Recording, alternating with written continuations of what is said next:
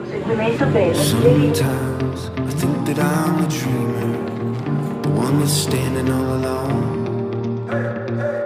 And sometimes it feels like it's forever since I've truly felt it all.